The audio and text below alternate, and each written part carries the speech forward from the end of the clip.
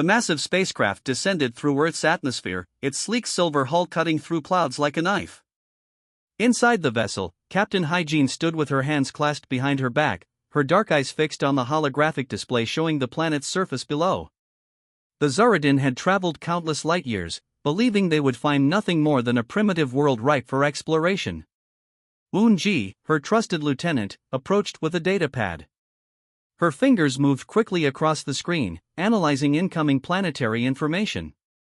"Captain," she said, her voice steady, "our initial scans are unexpected." Hygiene raised an eyebrow. In their culture, unexpected usually meant a potential threat or challenge. The Zaradin were warriors, trained from birth to be precise, calculated, and uncompromising. Their all-female society had never encountered male beings in their entire interstellar history. The ship's navigation systems hummed softly as they prepared for landing. Su-yun, the youngest crew member, monitored the atmospheric entry, her hands dancing across complex control panels. Her breath caught slightly as the first glimpses of Earth's landscape came into view, a patchwork of green lands, blue waters, and sprawling urban centers. "Initial landing coordinates locked," Su-yun announced. "Preparing for touchdown in an urban research zone." Captain Hygiene nodded. Their mission was clear: observe, assess, and determine the potential for future colonization. The Zaradin had perfected the art of planetary reconnaissance over centuries of space exploration. They expected nothing more than a simple, primitive civilization. The ship's cloaking technology ensured they would remain undetected by Earth's primitive detection systems. As they descended, holographic screens displayed multiple data streams: population density, technological infrastructure, communication networks. Each piece of information challenged their initial assumptions. "This is impossible," Ji muttered, her eyes wide as she reviewed the data. The technological complexity of the planet was far beyond what their intelligence reports had suggested. Cities sprawled across continents, complex communication networks crisscrossed the globe, and multiple technological systems operated simultaneously. Captain Hygiene felt a rare moment of uncertainty.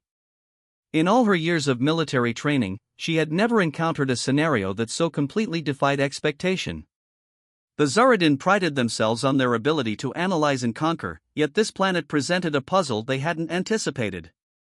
The ship's landing sequence began, selecting a discrete location on the outskirts of a major urban center. Tall buildings and complex infrastructure surrounded their chosen landing zone. Sophisticated camouflage systems activated, rendering the massive spacecraft nearly invisible to surrounding technologies. "Prepare the first reconnaissance team," Hygiene commanded. Her voice was calm, but a subtle tension ran beneath her words. Something about this planet felt different. The data suggested a civilization that was anything but primitive. Ji assembled the initial ground team, 6 of the most skilled warriors, each equipped with advanced scanning technology and adaptive combat gear. Their uniforms were a deep midnight blue, designed for both camouflage and maximum mobility. Weapons were concealed but readily accessible, a standard procedure for any Zaradin mission. As the landing ramp descended, the first team members moved with practiced precision. Each step was calculated, each movement deliberate. They had no idea that their arrival would mark the beginning of something far more significant than a simple reconnaissance mission. The Earth around them hummed with life: technological systems, biological networks, communication signals that crisscrossed the atmosphere. What the Zaradin didn't realize was that they were about to encounter a species that would challenge everything they understood about civilization, gender, and potential. Captain Hygiene watched her team deploy, her hand unconsciously touching the communication device at her waist. Something told her this mission would be unlike any they had undertaken before. The planet below was not what they expected. An expectation, in the world of the Zaradin, was the first step toward potential defeat. Little did they know that their first steps on Earth would be the beginning of a transformation that would change their entire understanding of existence. The first Zaradin team stepped onto Earth's surface, their advanced scanning equipment activated and ready. Captain Hygiene's warriors moved in a tight formation, each step calculated and precise. The urban landscape around them buzzed with unexpected energy: vehicles moving quickly, people walking with purpose, buildings reaching impossibly high into the sky. David Williams watched from a nearby observation point. As a senior military intelligence officer, he had been briefed on potential alien encounters, but nothing could have prepared him for this moment. The aliens were unlike anything he had ever imagined: tall, muscular women with an almost metallic sheen to their skin, moving with a grace that suggested both incredible strength and extreme discipline. The first direct encounter happened unexpectedly. A group of construction workers nearby suddenly stopped their work, their tools frozen mid-motion. Michael Rodriguez, a seasoned sergeant, was the first to react. His hand instinctively moved toward his weapon, but something held him back, a sense of curiosity that overcame immediate fear. One of the Zaradin warriors, Lieutenant Unji, turned her head sharply. Her advanced sensory equipment picked up the human presence before her eyes could confirm it. The humans were different from what their initial scans had suggested, more complex, more varied in their movements and appearances. "Hold position," Hygiene commanded her team in their native language. But her eyes betrayed a growing sense of confusion. The males before them were nothing like the simple, primitive beings they had expected to encounter. David Williams took a careful step forward. His military training screamed caution, but his scientific curiosity pushed him to approach. The aliens noticed immediately, their entire team shifting into a defensive formation that was both beautiful and terrifying to watch. Michael Rodriguez spoke first, his voice clear and steady. "We mean no harm," he said, holding his hands out in a universal gesture of peace. The translation device on the Zaradin team immediately converted his words, causing a visible reaction among the alien warriors. Unji was the first to respond. Her voice came out in perfect, albeit slightly mechanical English. "Your communication systems are impressive," she said, her eyes scanning the surrounding area. The human males looked nothing like the weak, simple creatures the Zaradin had anticipated. The construction workers began to move again, but more slowly. Some looked terrified, others looked fascinated. A young worker named Tom dropped his hammer, the metal clanging against the concrete ground. The sound seemed to startle the alien warriors, who moved with lightning-fast reflexes. "Interesting," Hygiene muttered, more to herself than to her team. The human males displayed a complexity of movement and emotion that their extensive research had not prepared them for. They were not just biological entities, they were dynamic, unpredictable. David took another step forward. "Welcome to Earth," he said, knowing how inadequate those words sounded in the face of this extraordinary moment. The tension was palpable. Years of military training had prepared the Zaradin for conflict, for conquest. But nothing had prepared them for this, a species that seemed to defy their every expectation. The human males stood their ground, showing a mixture of fear and curiosity that was completely alien to the Zaradin understanding of conflict. Michael Rodriguez noticed something first: the way the alien warriors moved, the subtle communications between them, the complex social structure that was visible even in this brief encounter. They were soldiers, yes, but they were also something more. As the minutes passed, an unspoken understanding began to form. This was not going to be a simple mission of conquest. This was going to be something far more complex, far more interesting. Hygiene realized something in that moment that would change everything. These humans were not a species to be conquered. They were a species to be understood. The first encounter lasted only minutes, but it would become a moment that would change two civilizations forever. Neither the Zaradin nor the humans had any idea of the profound transformation that was about to begin. The days following the initial encounter became a complex dance of curiosity and caution. Unji and her team found themselves in a research facility, surrounded by human experts who seemed equally fascinated by the alien visitors. The Zaradin had always believed their society was perfect, a well-oiled machine of female warriors and leaders. But Earth was proving to be something entirely different. Sergeant Park watched carefully as the alien team tried to understand human social dynamics.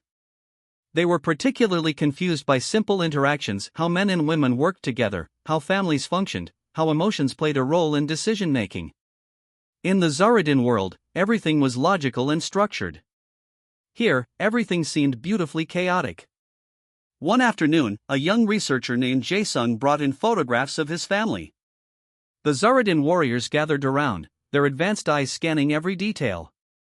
They saw something they had never experienced before: a father playing with children, parents supporting each other, complex emotional bonds that went beyond simple survival.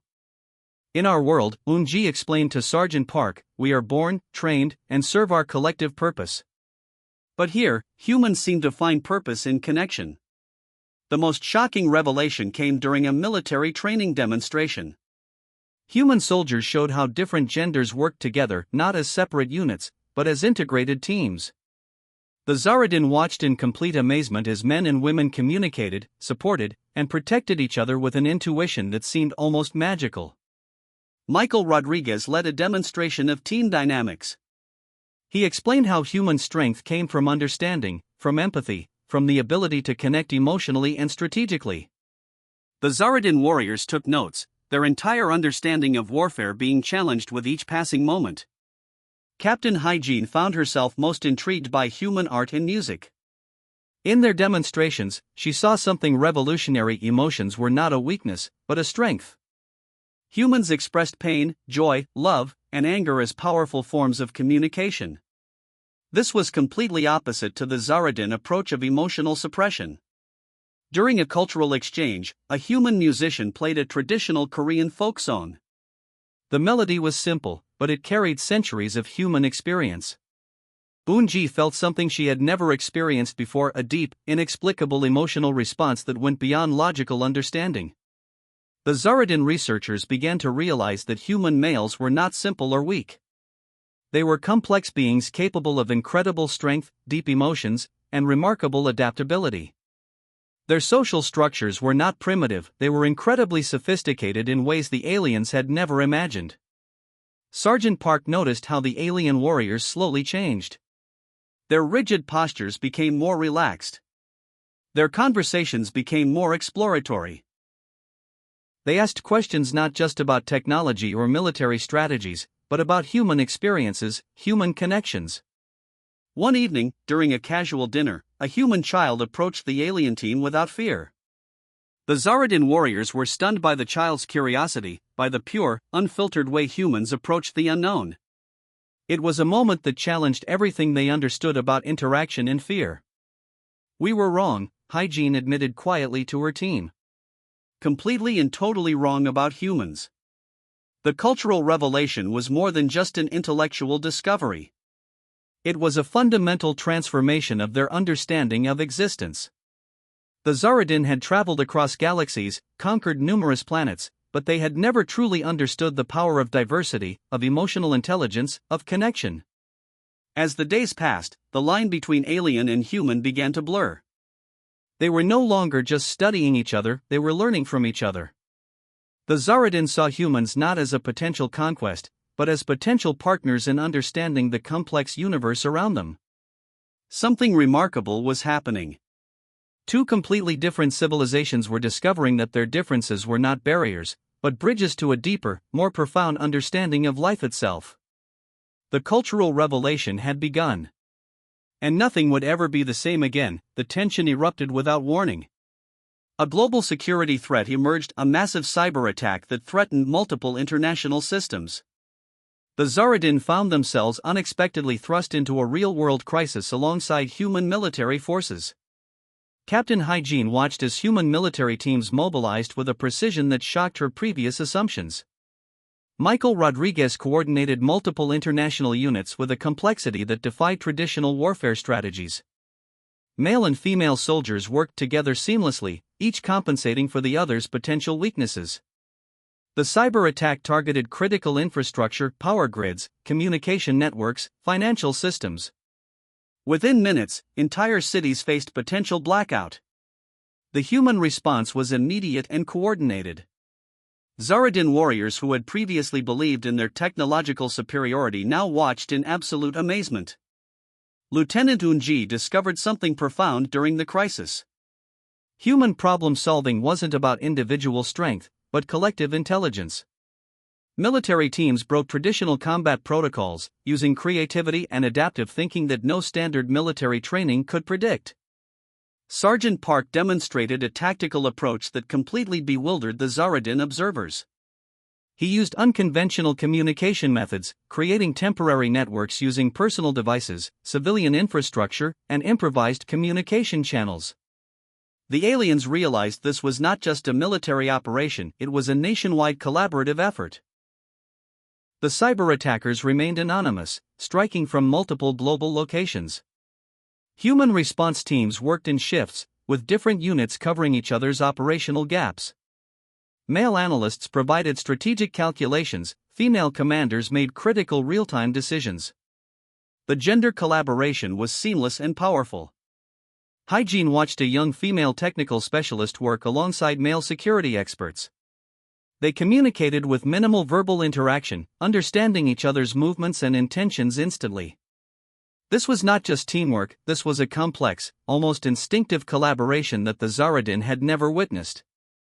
As hours passed, human teams gradually contained the cyber threat. They didn't just defend, they counterattacked, tracing digital footprints, creating defensive algorithms, and neutralizing potential future threats. The Zaradin warriors took extensive notes, their understanding of warfare being completely reconstructed. Michael Rodriguez noticed the alien team's intense observation. During a brief moment of calm, he approached Captain Hygiene. "We're not just fighting," he explained, "we're solving a problem together." Those words echoed deeply with the Zaradin team. Their entire civilization was built on hierarchical structures and rigid protocols. Humans demonstrated something different: adaptability, collective intelligence, emotional resilience. The cyber attack revealed more than just technological capabilities. It exposed the human capacity to unite, to overcome challenges through cooperation rather than pure military might. The Zaradin warriors saw vulnerability not as a weakness, but as a strength that allowed for rapid adaptation. Communication networks that seemed chaotic actually revealed a complex, intelligent design. Individual human units might appear disorganized, but they moved with a collective intelligence that was breathtaking to observe. By the operation's conclusion, the human teams had not just defended their systems, they had transformed the very nature of the threat. The Zaradin warriors understood something profound: human strength was not about individual power, but collective potential. Captain Hygiene looked at her team. Their previous mission of potential conquest now seemed ridiculous. These humans were not a civilization to be conquered, they were a civilization to be understood, perhaps even respected. As night fell and systems were restored, the Zaradin team realized their entire understanding of warfare, cooperation, and civilization had been fundamentally transformed. The confrontation was not between humans and aliens, but between old assumptions and new understanding. Something significant had changed. And neither civilization would ever be the same again. The confrontation had revealed a truth more powerful than any technological weapon: the true strength of a civilization lies not in its ability to fight, but in its capacity to adapt, to connect, and to solve challenges together. The final diplomatic conference brought together the most important leaders from both civilizations. The massive convention center in Geneva buzzed with an energy that felt both hopeful and uncertain. Captain Hygiene stood beside David Williams, her previous assumptions about human society completely dismantled. Global representatives watched carefully as the Zaradin delegation prepared to speak. This was more than a diplomatic meeting, it was a moment of potential transformation for two entire civilizations. The human leaders represented different countries, different backgrounds, but they shared one common understanding: something extraordinary was happening. Hygiene stepped forward. Her voice, once cold and calculated, now carried a different tone, one of genuine curiosity and respect. "We came believing we would conquer," she said simply. "We are leaving understanding that true strength is not about domination, but collaboration." The room fell silent. Translation devices worked quickly, converting her words into multiple languages. Michael Rodriguez watched from the side, a subtle smile crossing his face. The transformation was more than diplomatic, it was deeply personal. The Zaradin had discovered something revolutionary during their time on Earth. Human society wasn't weak or primitive.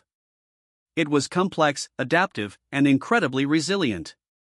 Their all-female warrior culture now understood that diversity was not a weakness, but the most powerful survival strategy in the universe. David Williams presented a comprehensive report. It detailed how the Zaradin's initial reconnaissance had completely changed. What began as a potential invasion had transformed into a potential partnership. The technological and cultural exchange possibilities were unprecedented. Scientific teams from both civilizations had already begun collaborative research. They were exploring everything from medical technologies to space exploration strategies. The Zaradin brought advanced computational abilities, while humans offered innovative problem-solving approaches.